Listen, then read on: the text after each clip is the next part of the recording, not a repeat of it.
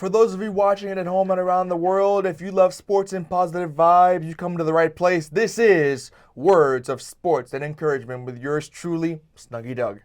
Nice. Like, I love that intro. And this is the Life Together with Brody podcast. Obviously, I'm here with Doug, and we're yet to do round 2 of Words of Sports and Encouragement with Snuggy Doug. So first, Doug, I wanted to check in with you for a little bit, man. Like, how's your world? My world is fine. Yeah? It's going good. I know you're working at the YMCA, Yeah. right? Yeah. And you work in the sports kind of Yeah, space. the sports field, yeah. Yeah, what is it that you do? Well, what I do on a regular basis is I coach youth sports. I Okay. often officiate youth sports. My favorite sport to officiate is basketball. Okay. Yeah. So you're there. You're doing some coaching. Yeah. And you're doing a lot of like refereeing, umpire, things like that. Yeah. And what sports do you cover? Because I know the YMCA's got all kinds of sports. Sports that I cover range from basketball to soccer to t-ball Okay. to flag football. Nice. And what do you like about your job, man? What do you like about being out there? I know you're a sports guy. What's it like being in this kind of space where you get to like actually work with some youth and all that kind of stuff?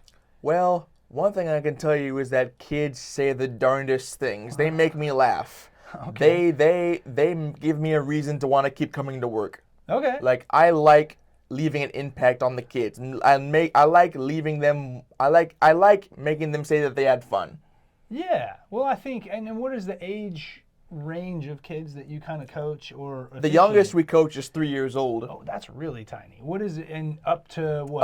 Up to 13. 13. Okay.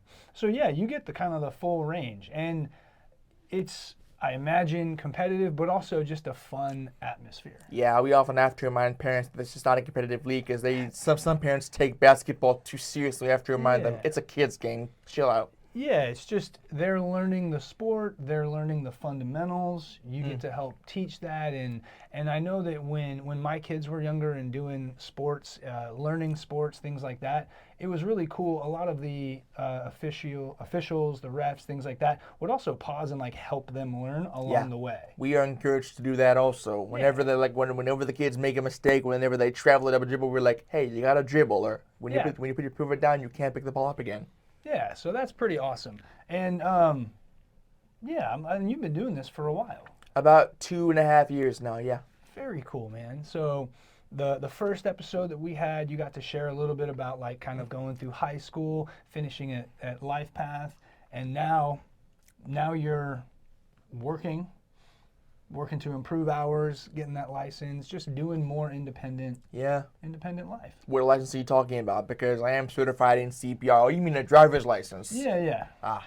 So yeah, you got the first aid, CPR. Obviously, you need that for stuff. But yeah, I mean, like working on that driver's license and just continuing to grow. That's one thing that I've always really admired. You've kept a pace and you just keep making progress, man. I love it. So yeah. Any other thoughts before we get into our story for the day? I have one thought. Go for it, man. Well, my thought is that despite what you are going through, if you work hard, you can move mountains. You can do anything you set your mind to. Okay. Remember that. So there's the first little wisdom drop. All right. Now we're gonna talk about, we got another athlete that we're going to talk about, and like actually this is probably a good like segue moving into that. The athlete we're talking about today had some also like just some really tough life situations to get through. Some tough life circumstances. Yeah, to be able to get where he is today. So how do you want to start that off, man? Well, let me just say, in light of basketball season, let me just say that our athlete is an NBA basketball player. All right, so we're talking NBA. Going with that, is that why you wore the Rockets jersey?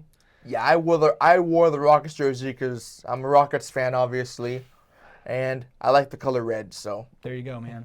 Love the Rockets. They had a good season. Didn't make it all the way, but maybe next year. All right. So start us off. So this NBA player, he was born in Houston. He's a native of the greater Houston area. Okay. At age 13, he was kicked out of his home.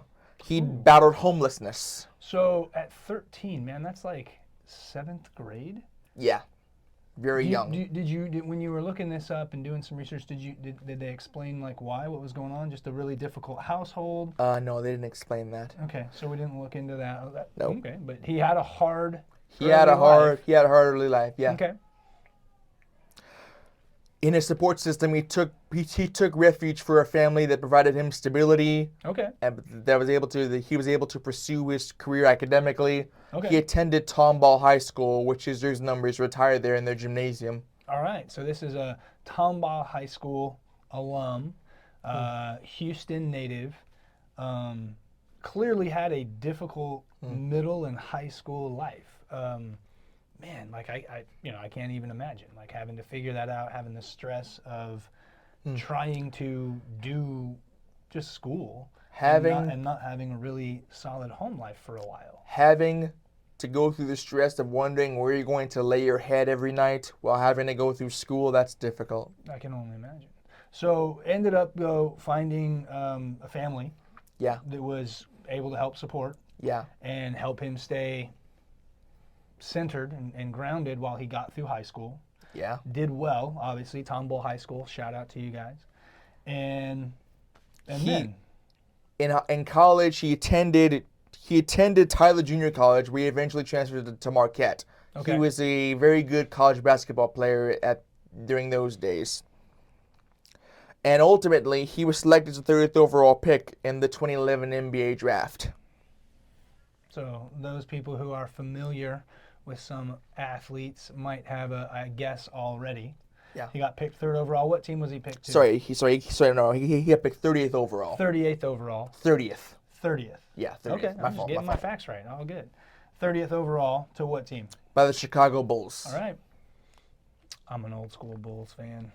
Mm. I mean, I'm a Rockets fan. But when I was a little kid, I was a big time Jordan I fan. do have a Michael Jordan jersey hanging Yeah. up in my I rafters. think most kids from my era, you either had a poster or something, man. And I do have my fair share of Jays at home. That's right, dude. Okay, so he got picked, played for the Bulls. Keep going, man. Known for his tenacity, he became a 6-time All-Star and has led the Miami Heat to multiple deep playoff runs, including an NBA Finals appearance. So if we don't know yet, keep going. His journey from a challenging upbringing to NBA stardom exemplifies resilience and determination. His journey proves that the obstacle is the way. There's a nudge there. If you're not familiar, what's The Obstacle is the Way? A book that he taught us in high school. There you go. Obstacle is the Way is a book. It was written our by- senior AIM class. That's right, man. Mr. Holiday, right? And what's the premise of that book, real quick, while we might as well do a quick. The premise of that book is the obstacle is what often makes you the better person. It often pushes you to succeed. Yeah, it's a series of short stories around Stoic philosophy, talking about how to have a different perception, how to shift your perception, how to put new perception into action, and then building a strong will so that you persevere. The one story that I took from that book is, as much as I hate the Alabama Crimson Tide, Nick Saban is a good coach. I admit that he's a good coach. He's a good coach because he teaches his players, instead of focusing on the championship, focus on what you can do to be better the next play. That's right. Focus on how you can be better the next practice. Don't focus on the ultimate goal. Focus on how you can be better in the moment, here and now. In the moment, here and now. And yeah, I love that chapter too. It's always focusing on the here and now. And if you do that, if you focus on what we're doing now, so in practice, it's what drill are we doing? In the game, it's where we're at. And when you do that, Where we stationed, or who our blocking assignment is, what play is it? You know. I'm impressed you remembered that from a few years back in senior year at Gateway. That's It's actually awesome. been 7 years. 7 years. That's a good memory right there. I have an eidetic memory. I don't forget. Well, that's pretty impressive. Well, so also, obviously, that's a great book, The Obstacle is the Way. And who are we talking about, man? This man goes by the name of Jimmy Butler, although he recently went by Jimmy Butler III on his first recent team. There you go. And he just had a good playoff run this season, right? Yes, and although I hate that he's on the Warriors, he recently downed the Rockets. I really admit he is a good player. He's great, man. So, Butler, we're super impressed with your story, with how far you've come, going through middle and high school, having that kind of stress, like you had to build some resiliency. No and, like, one that's should. really impressive. No one should have to go through that. Yet he did. Yeah, Like- and when you have to go through a tough situation, hopefully that helps you gain some resilience and some determination, which it sounds like it big time did for Butler. So I once asked my mom, "Why me?" And she said, "No, son. You should ask, why not you?" There you go, man. It's an opportunity, which is the same concept from The Obstacle is the Way. When we face a challenge, that's really an opportunity to learn and grow and maybe learn something new along the way.